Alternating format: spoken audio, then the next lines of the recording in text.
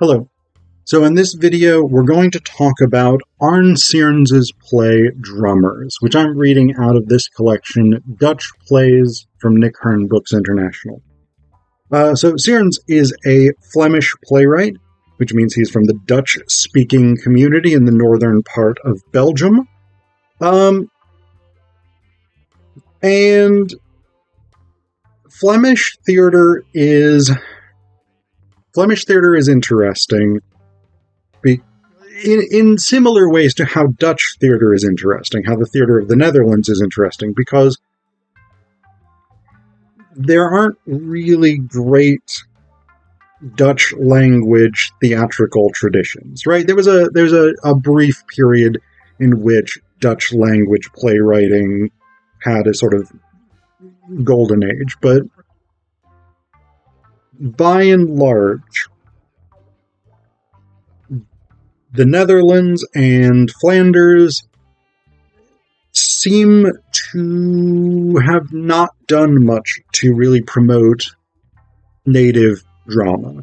The preference seems to have been more throughout much of call it modern history broadly, from about the Renaissance on, the early modern period on.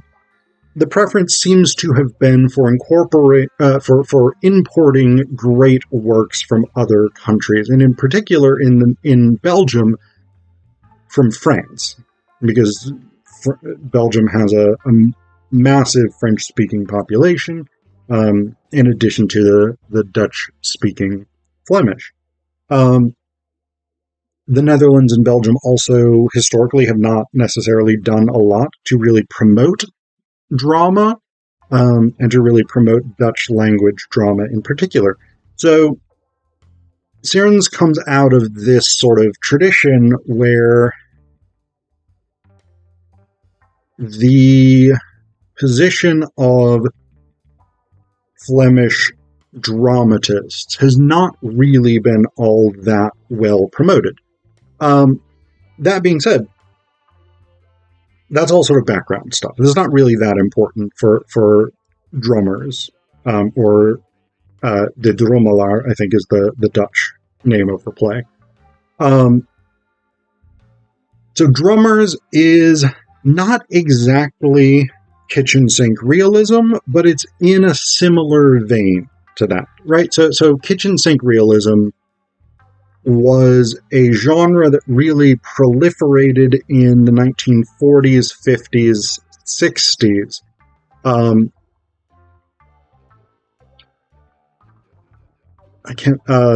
One of the sort of major proponents, John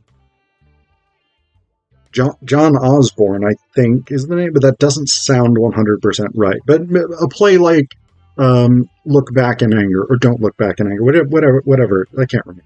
It's been a long, long time since I read it. Anyway, so this sort of like very enclosed, small cast, often single location, focused on poverty, on the suffering of the working classes and the poor, etc., etc. This is what characterizes kitchen sink realism. This idea, like the angry young men of the 1950s British theater, Sierens seems to be in a similar vein. He's interested in working class life. He's interested in the ways in which being poor, being working class, being impoverished, whatever it is, make life much harder for people.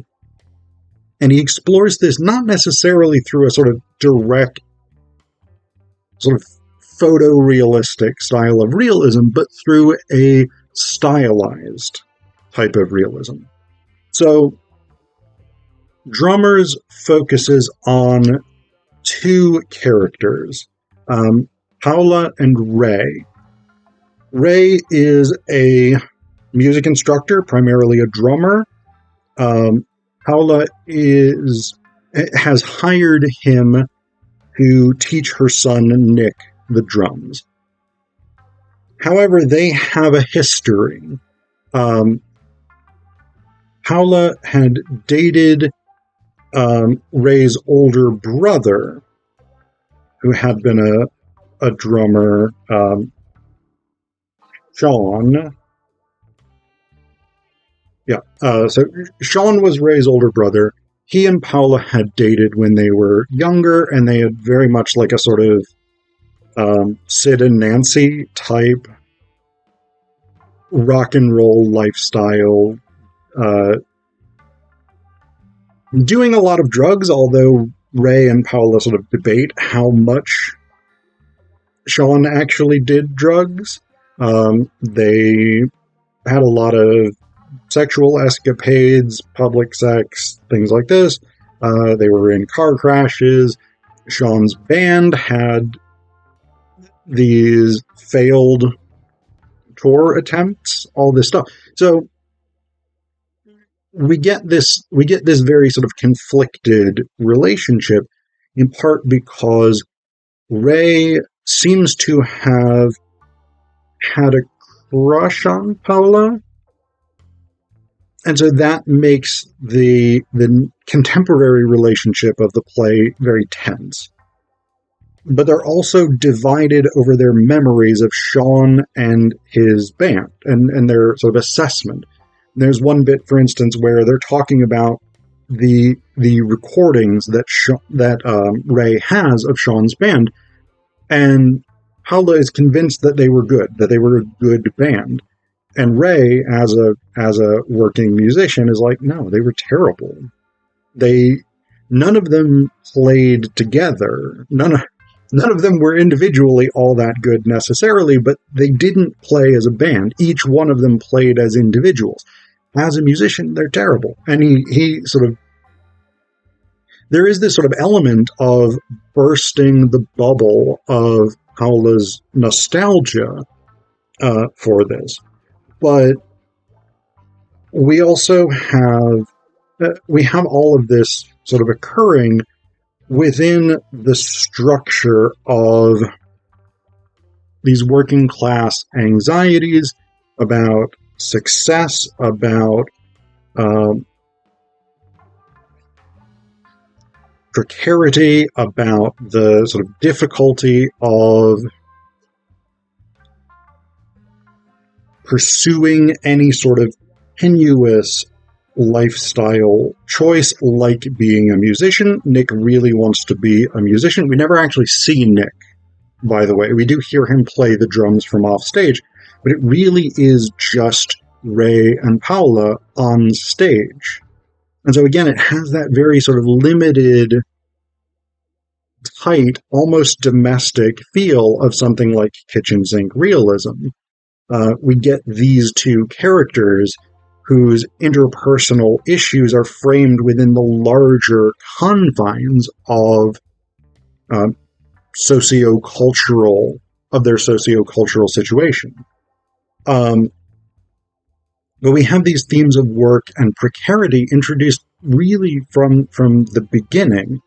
So early in the play, we get this bit where Paula sighs and then says, sorry, my cat is screaming. I don't know if the mic is picking that up. Probably not, but anyway. So Paula says, I must sit down for a moment. I'm swamped with work at the moment. God knows how many orders I've got. Nothing for weeks and then everything at once. It's always the same. I'm in the flower business. Ray says, I see. Paula says, dried flowers mainly. I make bunches. Ikebana and stuff. I do my own designs. Doesn't ring a bell, does it, Ikebana? I don't know if I'm pronouncing that right. Sorry. Ray says, I've heard of it. Paula says, it's going very well. Can't complain. You play in a band? Ray says, not at the moment. I'm in the middle of negotiations. Yesterday, they phoned me again, asked me to join, but I don't think I'll do it. Paula says, no. Ray says, they're so young. No, I've played with several bands. Paula says, rock? Ray says, you name it. Reggae, funk, salsa, the lot. So what's interesting to me about this is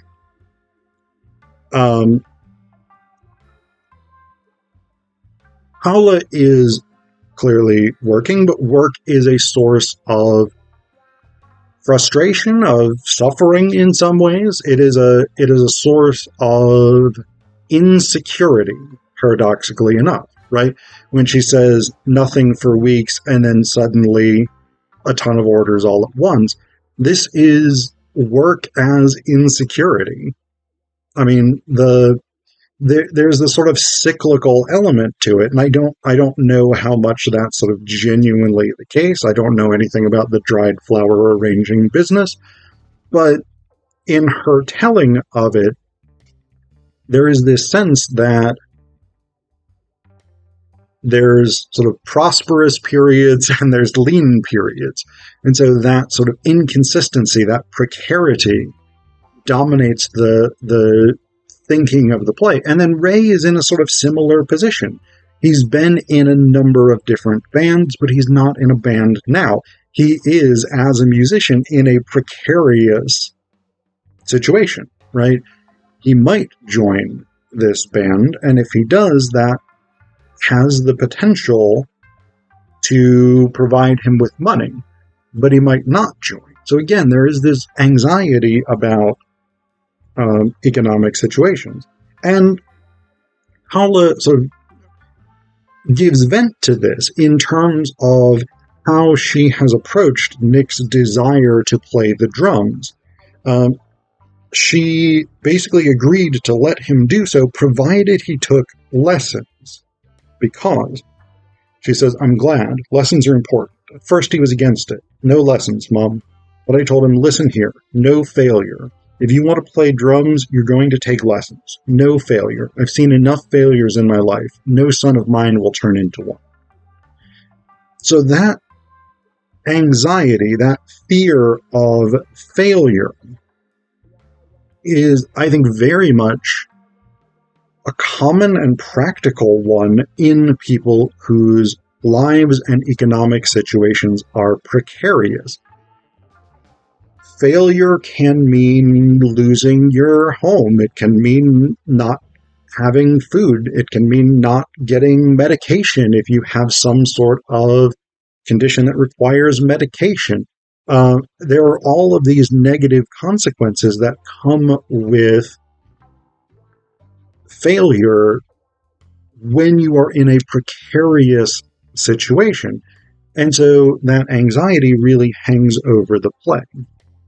But the other thing that I think is interesting here, and really that separates Sierens' work from something like kitchen sink realism, is that Sierens has a stylized approach to dialogue. We get these almost quasi-monologues in verse. So I'll show you. Like, this is a speech by Paula. And it is sort of disjointed, sort of rambling, but it is written in verse. My son will be down in a minute. Take a seat. Wait, let me move those boxes for you. Please don't mind the house. It's such a mess. I've not had a moment to myself all week. My cleaning lady's ill. My son's upstairs studying. That was one of the conditions for letting him take drum lessons, that he should study more. Him and studying don't mix. Sports, forget it. Music. You should see his room. Posters all over the place. And now he's caught the marker bug. He's scribbling all over my walls. Are you going to redecorate the room? I had all the upstairs rooms done last summer. Washable, or so they said at the shop. I've stopped looking. So again, it is definitely not a sort of traditional unified monologue. It's a series of, not disjointed necessarily, but it's a series of individual thoughts jammed together into one speech, almost like we're getting half of a conversation. And so that definitely separates this play from kitchen sink realism, which is much more in the vein of realist, naturalist playwriting. Here we get that little bit of stylized, artistic flair to the play.